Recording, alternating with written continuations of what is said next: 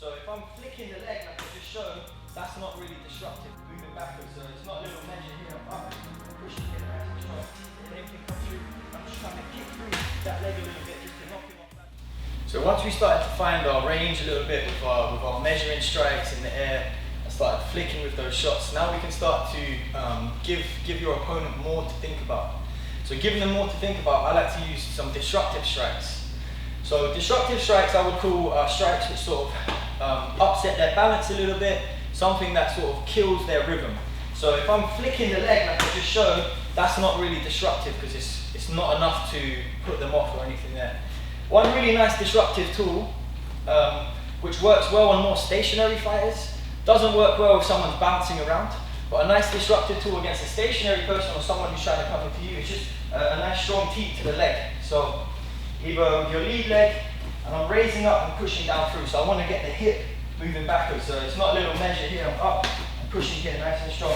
So it takes a bit of time to get accurate with this, but practicing it in sparring, practicing it in pad work, just controlling here. So you're measuring, you're setting up, and then you're just killing their rhythm there.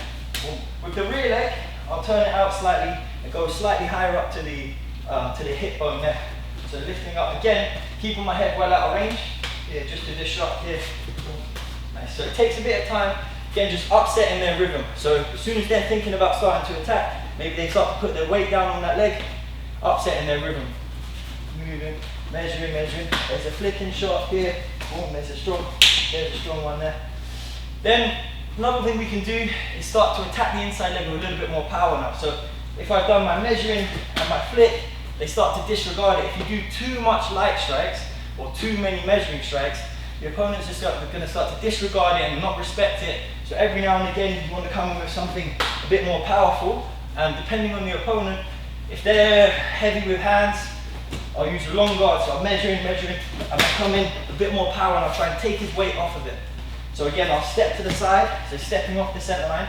This also moves my head off the center line, rather than kicking strong here. Secondly, I've got this arm across, just in case anything comes through.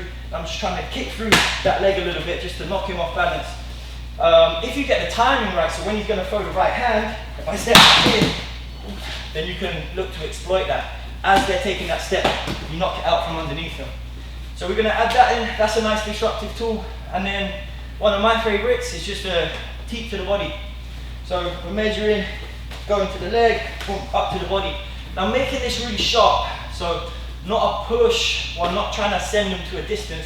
I'm trying to stab it in nice and sharp, enough to, they feel it, enough to sort of knock them back a little bit, but not committing. I'm not committing to sending them far away.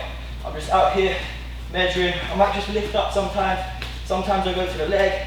Maybe I'll mix up with that inside leg, and then every now and again, just a sharp stabbing one to move around. Again, upsetting their rhythm, upsetting their rhythm, upsetting their rhythm, giving them something to think about before they launch their attack. Rather than being a reactive fighter, waiting, which is how it is in like fighting in the stadiums. I like to be keeping them busy, giving them stuff to think about before I launch my attack.